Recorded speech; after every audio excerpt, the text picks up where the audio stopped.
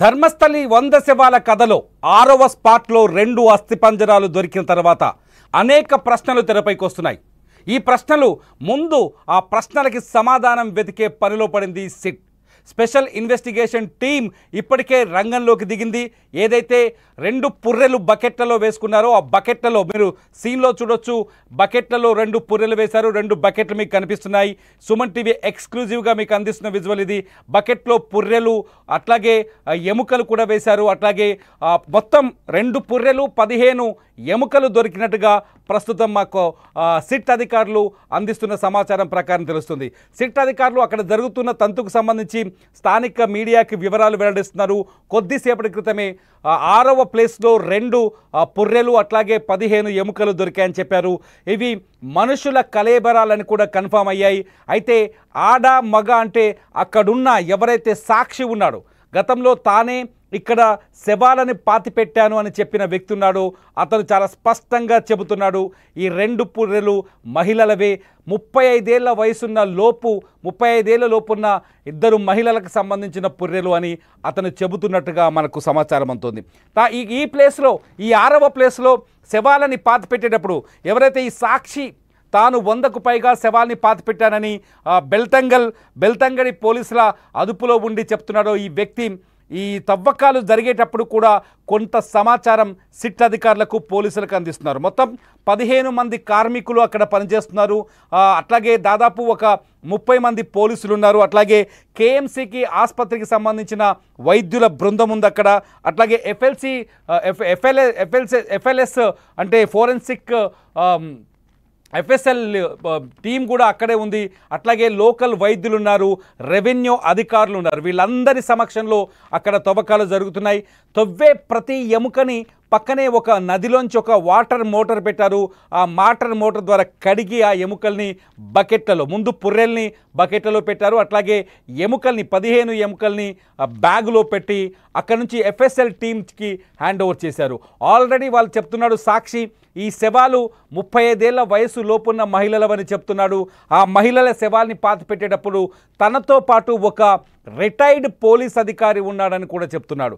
ఆ retired police అధికారి ఎవరు అనేది ఇప్పుడు అతిపెద్ద ప్రశ్నగా మారుతోంది. అంటే హత్యలు జరిగిన తర్వాత సహజంగానే మనం అనుకోవచ్చు ఒక వ్యక్తి ఒక శవాన్ని ఒంటరిగా పాతిపెట్టే ఛాన్సెసే ఉండవు. నిజంగా హత్య చేసిన శవం అయితే ఖచ్చితంగా ఆ వ్యక్తికి 100కు పైగా శవాలు అప్పజెప్పి తీసుకెళ్ళి ఒక్కరినే పాతిపెట్టమని ఎవరు చెప్పరు. అతనికి ఎవరో ఒకరు సహాయం చేసి ఉంటారు కదా అనే ప్రశ్న మొదటి నుంచి ఉత్పన్నమవుతుంది. ఈ నేపథ్యంలో ఇవాళ ఉదయం 11 గంటల 15 నిమిషాలకి బెల్తంగడి అంటే ధర్మస్థలికి దగ్గరగా ఉన్న రెవెన్యూ కార్యాలయం, రెవెన్యూ ప్లేస్ అది. అక్కడే దక్షిణ కన్నడ జిల్లాకు సంబంధించిన పాలక వర్గం ఉంటుంది. బెల్తంగడి నుంచి అతన్ని 11 గంటల 14 నిమిషాలకి ఈ ఏదైతే నేత్రావతి నదీ తీరం ఉందో నదీ తీరం ఉన్న 6వ స్పాట్కి తీసుకొచ్చారు. 11 గంటల 14 నిమిషాల నుంచి 1 గంట 30 నిమిషాల వరకు 6వ స్పాట్లో తవ్వకాలు జరిపారు. ఈ 1 గంట 30 నిమిషాల లోపే వాళ్ళకి 2 అస్థిపంజరాలు దొరికాయి.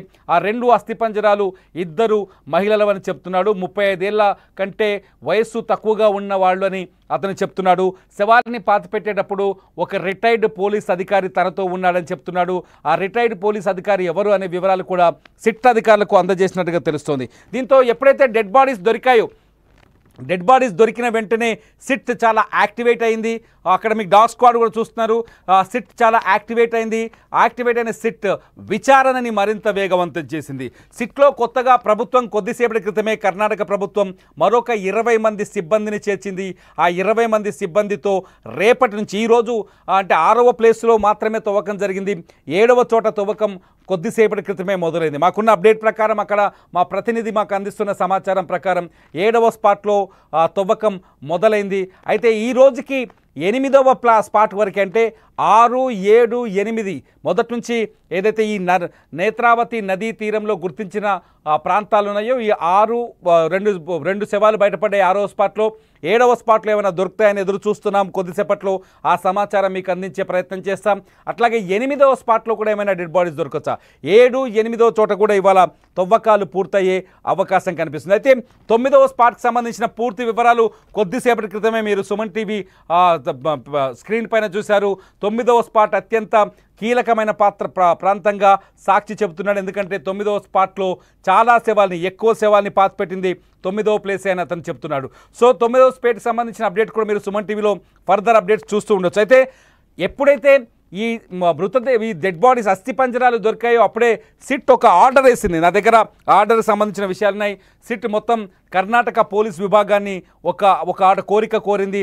ఎవరైతే 1995 నుంచి 2005 వరకు అత్యాచారానికి గురైన, హత్యకు గురైన, లేకపోతే లైంగిక వేధింపులకు గురైన మహిళలు, వాళ్ళ కేసుల వివరాలుంటే వెంటనే డేటాను తీసివ్వాలి.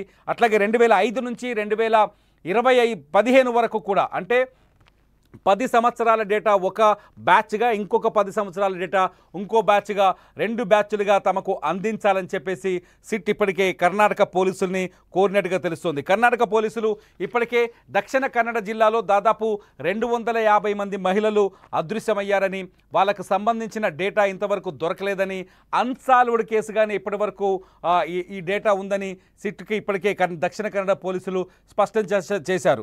అయితే ఈ సాక్షి ఎవరనేది ఇప్పుడు మరో కొత్త కథగా మారింది. మొత్తానికి పోలీస్ రికార్డుల ఎంక్వైరీ మరోవైపు జరుగుతుంది.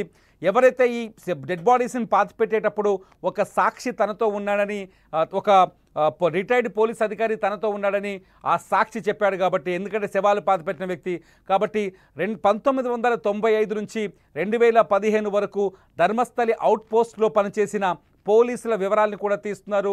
అతను చెప్పిన పేరుకి మ్యాచింగ్ ఉండే పేరుని, అతను చెప్పిన ఫేస్ ఆనవాళ్ళు ఉన్న వ్యక్తులను కూడా ఐడెంటిఫై చేస్తున్నారు. మొత్తానికి ఆ రిటైర్డ్ పోలీస్ అధికారి గనక దొరికితే ఈ కేసు మరింత మలుపు తిరిగే అవకాశం కనిపిస్తుంది. మొత్తానికి నేత్రావతి నది ఒడ్డున దాగి ఉన్న మిస్టరీ వెలుగులోకి వస్తుంది. నేత్రావతి నది ఒడ్డున మొత్తం 8 స్థానాల్లో ఈ వ్యక్తి శవాల్ని పాతిపెట్టడుగా పోలీసులకు చూపించారు.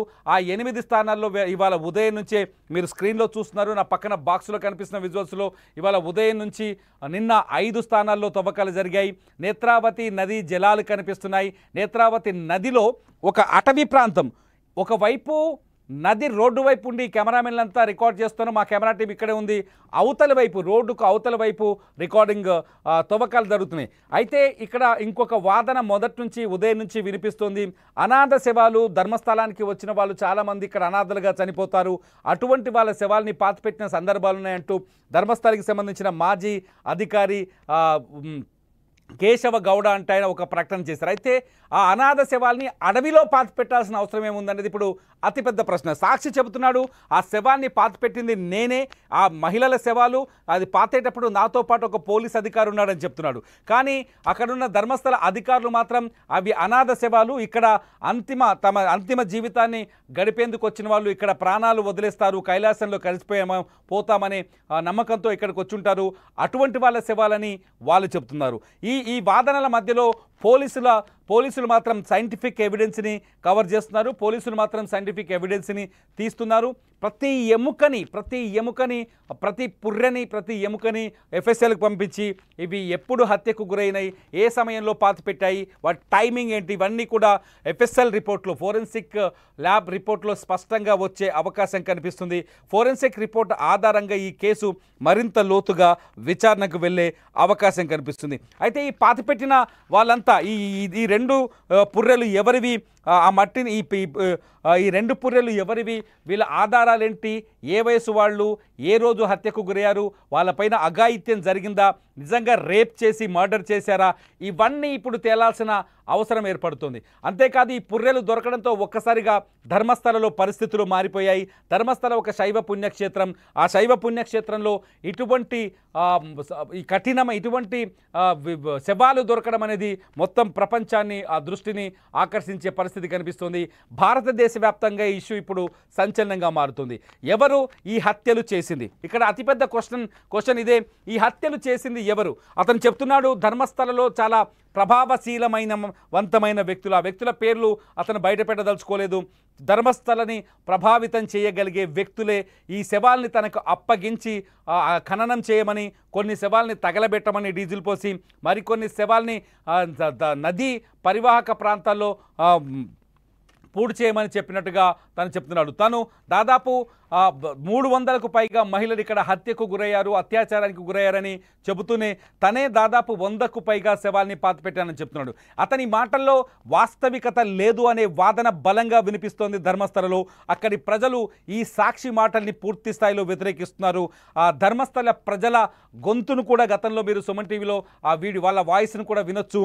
కన్నడ భాషలో మాట్లాడిన వాళ్ళ భాషని, వాళ్ళ వాదనను కూడా మేము రికార్డ్ చేసి సుమన్ టీవీలో మీకు అందుబాటులో ఉంచాం. అయితే ఇప్పుడు కూడా వాళ్ళు అదే వాదనకు కట్టుబడి ఉన్నారు. సిట్ వేయటం వల్ల ఇక్కడ జరిగిన వాస్తవాలకు సంబంధించిన పూర్తి వివరాలు వెలుగులోకి వస్తాయి. అవి ఎట్టి పరిస్థితుల్లో మనకు ధర్మస్థల ప్రాశస్త్యాన్ని పెంచే విధంగా ఉంటాయి. ధర్మస్థలలో ఎటువంటి అఘాయిత్యాలు జరగలేదనే వాదనని వాళ్ళు అక్కడున్న ప్రజలు చెప్తున్నారు. కానీ ఇక్కడ శవాలు దొరకడాన్ని బట్టి చూస్తుంటే పోలీసులకు కూడా అనుమానం వస్తుంది, సిట్ అధికారులకు కూడా అనుమానం వస్తుంది, ఖచ్చితంగా ఇక్కడ ఏదో జరిగిందని. అంతేకాదు నిన్నటి వరకు అతను చెప్పిన మాటలని పూర్తి అబద్ధాలు, అవాస్తవాలు అనుకున్నారు. ఎందుకంటే అతను చెప్పినట్టుగా 5 ప్రాంతాల్లో మీరు మాస్క్లో చూస్తున్నారు. అతని మొహం పైన ఒక ప్రత్యేకమైన మాస్క్ వేశారు. అతనికి అక్కడ పక్కనే నిల్చుని ఎక్కడ శవాన్ని ఎలా పాతి పెట్టాను, ఆ కాళ్ళు ఎటువైపు వేశాను, ఆ డెడ్ బాడీవి తల ఎటువైపు ఉందనే విషయాలు కూడా చాలా స్పష్టంగా చెప్తున్నాడు అతను. ఇక్కడే నేను పాతిపెట్టాను, ఇక్కడ 2 మహిళల శవాల్ని పాతిపెట్టాను, లేకపోతే చాలా శవాల్ని పాతిపెట్టాననే విషయాన్ని అతను చెప్తున్నాడు. ఇతను చెప్పిన దాన్ని బట్టి చూస్తేనే 9వ స్పాట్ పైన భయంకరమైన అక్కడ అవశేషాలు దొరుకుతాయి.